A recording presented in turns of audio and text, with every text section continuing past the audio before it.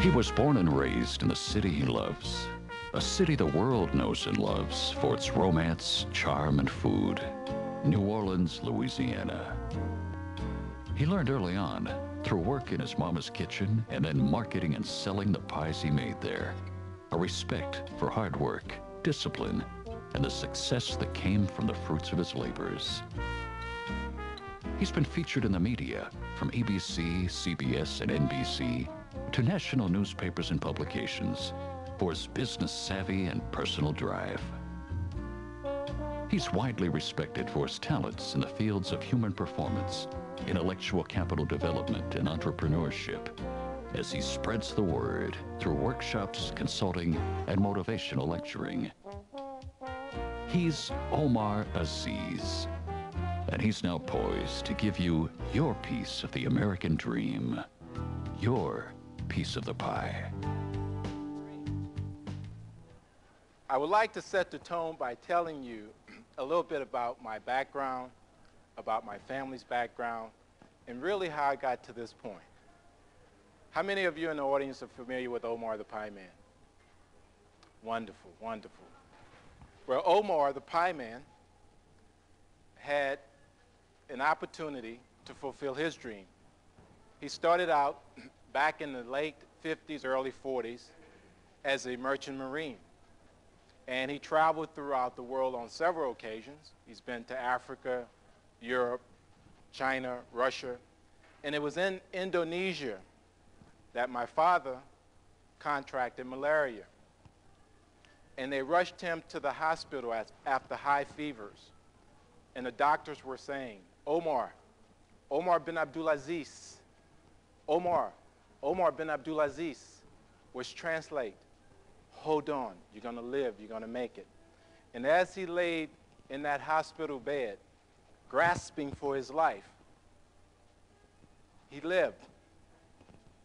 And he decided after that experience not to go back to sea. My mother, who always baked pies and cakes around the house, decided to bake some pies and cakes. My father was, at this point, trying to figure out how he was going to support the family selling pies. And my mother made these pies. My dad actually put these pies in a box that he made, put the pies in the box, and walked across the bridge from our home in Gentilly into the St. Bernard housing development, selling the pies randomly on the streets. And for the life of me, as a youngster, I couldn't figure out how my dad supported the family selling pies out of a basket. And it wasn't until age 16, my mother asked me to bake some cakes for a jazz fest. And I said, bake cakes, get real, Mom, I don't have time to do that. Baking is for girls. And I really thought baking was for girls. And, you know, I couldn't see myself at that point selling pies or getting involved in making cakes. And then my dad said, well, we'll give you $1 for each cake you make. So I began to think about it. And I thought real long and heavy. And then I decided I'll give it a shot. I ended up making 3,000 of these little banana nut breads. And the most gratifying thing was to take flour, sugar, eggs, bananas, and raw materials and to produce a finished product and to see that product packaged. And then that product goes out to market at the Jazz Fest. People bite into it and say, this is good, wonderful. Give me another one. I sold 3,000 banana nut breads that weekend. So I earned $3,000 from one weekend. So needless to say, as a 16-year-old, I was highly motivated. At that point, I think I began to look at that little family business differently and got deeply involved in the process. One thing I gained from working in the family business was a sense of dreaming. Dreaming became a very critical factor in my development in the earlier stages. Because once I made that 3,000, I began to think to myself, 52 weeks in a year times 3,000, might not be for girls after all. And I became so involved in the pie business, it became my life, my dream. And I began to think about the future.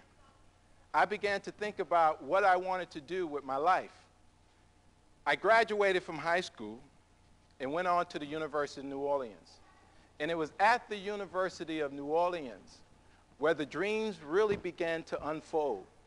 I was sitting in front of the business school one day, and the students were passing by. And I wanted to get involved in the college scene. I thought about pledging a fraternity. I thought about getting involved in the campus life. But I was real introverted.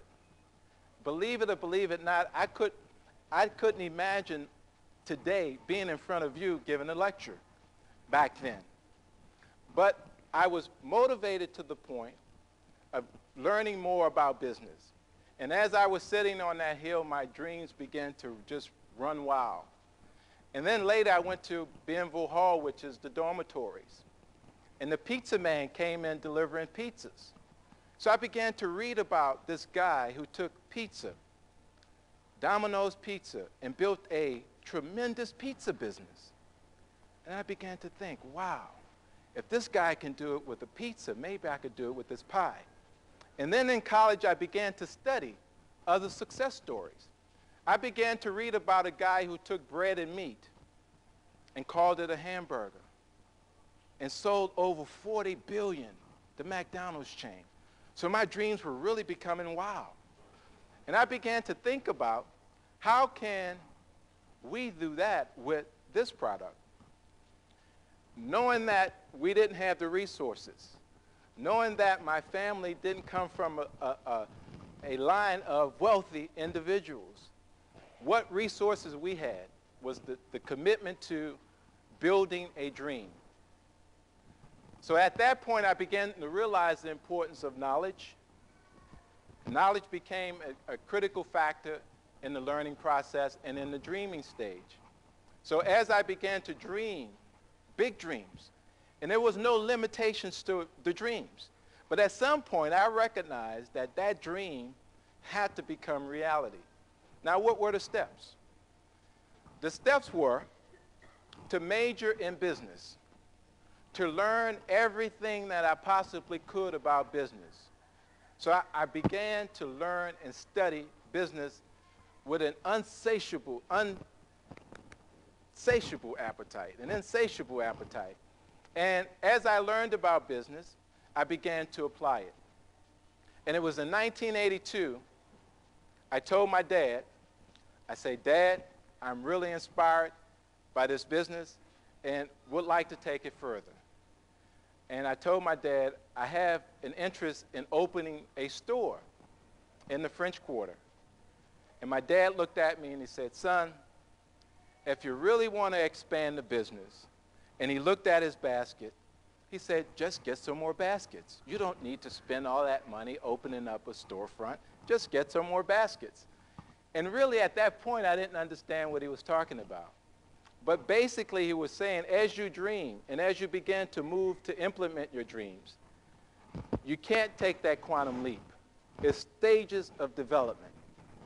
So I didn't see that at the time, and I ended up opening that store in 1982. It was a small test market location, and in that store, we developed color schemes, we developed concepts, we developed systems that were transferable. The second year in operation, a gentleman walked in by the name of Barry Wood. Barry was a well-dressed Caucasian gentleman, about 45 years old. He came in, he was looking at the store, and I said to him, can I help you, sir? And he said, yes, young man, I've been admiring your operation here, what you're doing in this location, and we may have some possibilities for you. He told me about a gentleman who had just purchased an old abandoned brewery that had been sitting in the heart of the French Quarter for many years, abandoned. It was an eyesore. This gentleman by the name of Darrell Berger decided to renovate this old brewery, which today is known as the Jackson Brewery. On the third floor of the Jackson Brewery, they had a food court. The food court was called the Jack's Fest. So I began to think about Jazz Fest, $3,000 in one weekend, Jack's Fest, ongoing, 52 weeks of the year. This might be the opportunity for us. So in 1984, we opened our first retail location in the Jackson Brewery, a dream come true. In 144 square feet, we turned over $160,000 worth of products in 144 square feet. I play basketball, and they teach us how to pivot. You know, in basketball, you pivot. In other words, you plant one foot and you can move around on that one foot. Well, the store was so small, you can work the whole store by pivoting. But in that space, we had the highest sales per square foot than anybody in the brewery. The dream is becoming alive. And then we began to get other invitations to open up in other retail developments. Because mind you, during the 80s, everybody was putting in food courts into their developments. So we had something hot, we had something innovative, and everybody wanted us to be a part of it. Canal Place came and offered us an opportunity to open our second store in Canal Place. And I said, wow, dream is really happening. It's happening. So we opened a second location in 1985 in Canal Place at the foot of Canal Street, where Saks Fifth Avenue is, Brooks Brothers, major anchor stores. And on the third floor, they had a food court. In that food court, we operated in the larger setting. And in that store, we had our traditional dessert pies. And we added some other items. That store led to the opening of a third location in Riverwalk. So between 1982, with the test market location, in 1986, we had 3 stores. Went from $12,000 a year in the test market location to doing well over $250,000 in 36 months. I was about this point 26 years old, being flown around the country to see other developments. I felt like my dream had really come through. I said, this is it. Feeling like I was on top of the world. I have arrived. My dream has become reality. But the story gets even greater. Because if you think that the dream process and the development process of realizing those dreams comes without a price, you're really mistaken.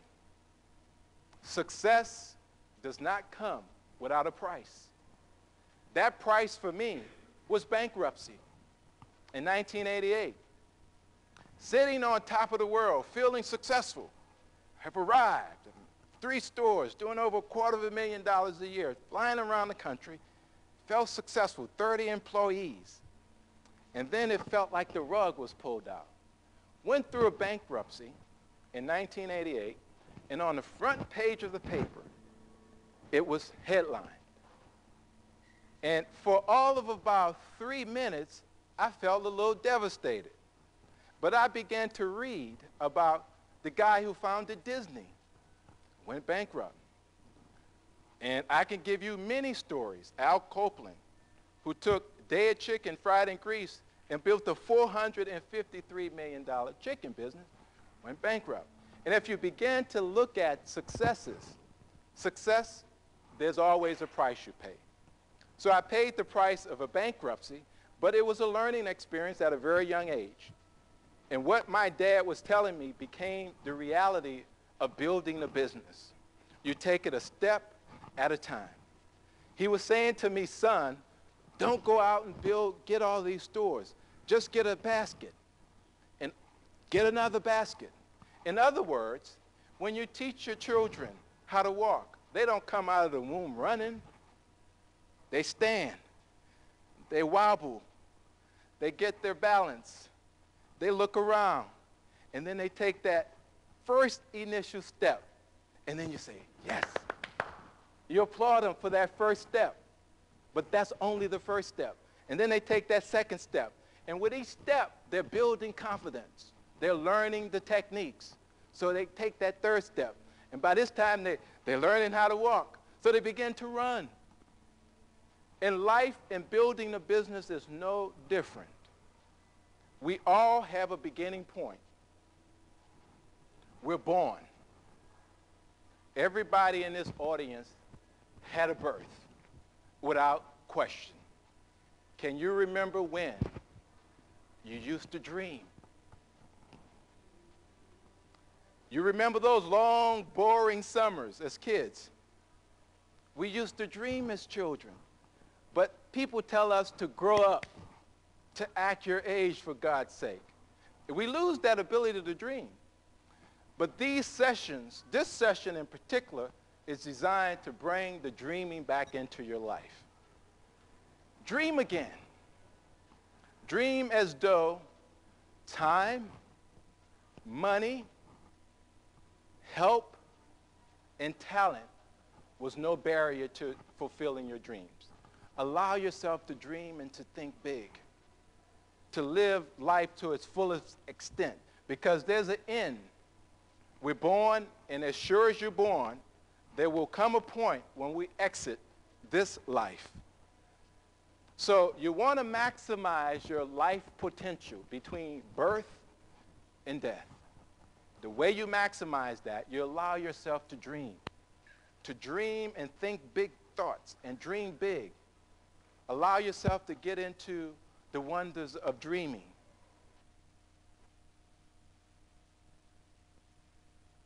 But there are other stages. And our mission in these next sessions, as we go through the Barnes & Noble series, is to help you to develop your dreams. But first, we want to get you to dream again, to really dream. Take off the baggage. Get rid of the fears, the fear of failure, the fear of rejection, the fear of lack of love. Get rid of those fears and step into the dream state and allow yourself to dream. We want to welcome you back to the next sessions. Each session is a building process. It will fulfill another dream that I have.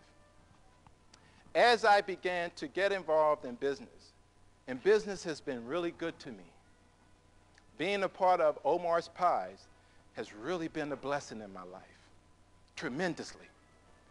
My father always taught me at an early age that son, if you want to get success out of life, you need to put yourself in position where you can help as many people as you possibly can to reach their dreams. So I began to think about, how can I do that? Well, one way to do that is to lecture. So I put myself in the lecture mode. I will be doing a series of lectures, not only here at Barnes & Noble, but throughout the country, lecturing on entrepreneurship, a subject that is dear to my heart. I graduated from the University of New Orleans in 1995. I'm presently doing my master's in urban studies with an emphasis in urban entrepreneurialism. Entrepreneurialism is so critical in this day and age as we move into a knowledge-based economy. There was a time when you could send your kids off to college, they graduate, they go interview for a job, they get the job, they stay there for 20, 25, 30 years, and they retire. Guess what? It's not happening anymore. Any of you in this audience still think there are job opportunities where you're going to work for 30, 40 years? Raise your hand. The reality of life is today that we will change jobs frequently. So entrepreneurship is imperative. And even if you're deciding not to go into business for yourselves, you need to think entrepreneurially so you can teach your young kids who are school age to think entrepreneurially. Helping them to dream and to maintain their dreams and teaching them how to walk their dreams through reality. If you look in this bookstore, there are hundreds of thousands of books. All those books started out as an idea, a dream, a thought. The chair you're sitting in started out as an idea, a thought. But those ideas and those thoughts were walked through the process and they became reality. So I want to challenge you to dream again, to bring dreaming back into your life. What we will be doing in this session is trying to engage you. We have a few little exercises. You can take them home with you and bring them back to the next session, or you can work them out today. But we want to start initiating the process. And I would like to say to you, you will become a part of a working process. Your feedback is very important to us because it will influence the finished product. These series will produce 3 products. A book entitled, guess the title. Anybody want to guess the title of the book? It's very logical. What is it? Entrepreneurial. Okay. You had something? Anybody can guess the title. Omar's Dreams. That's a good title. Give me another title. Potential title for this book. The Jazz Fest Pie. Okay. Some other titles, potential titles. And if we decide to use your title, we'll pay you for it. We'll give you a little something for it. Come on, titles. Let's dream. Getting your piece of the pie. Getting your piece of the pie. A recipe for success. So I will take the flour, the sugar, the frustrations, the anger, the fear, and put it all into a nice recipe so that you, each and every one of you, because you deserve it, you deserve what life has to offer in its fullest. We will offer you the recipe for success. And not only that, but by being a part of these lecture series, you become a part of that whole process. These lectures are free. So go out, tell your friends about them, tell your young kids about them, because those are the minds that we really want to impact, because we need young people who understand this knowledge-based economy that we're in. Those who will make it in the future, in the 21st century, will have to understand that we're working in a knowledge-based economy. We're not in the industrial age anymore. We don't have smokestacks anymore. So it's important that we begin to teach our young people. So bring some young people back with you, and bring some older people back with you who have lost the magic of dreaming. I would like to thank you for taking time out of your schedule to participate in the initial part of these series. But I welcome you back. And I would like to entertain any questions that you may have about Omar's, about this project, about what we're doing, about dreaming, about the process of taking an idea, a thought, and making it manifest and making it become reality. I want to thank you once again for giving me the opportunity to address you. And I'm learning too, so help me. I want to say at the end of this process, when I get to that point where you exit the world, I want to be able to say that I live my life to the fullest. I use myself and my being to the fullest extent. How to Get Your Piece of the Pie provides small business training for aspiring entrepreneurs, small business owners, educators, and community leaders who are interested in building the entrepreneurial capacity of their communities.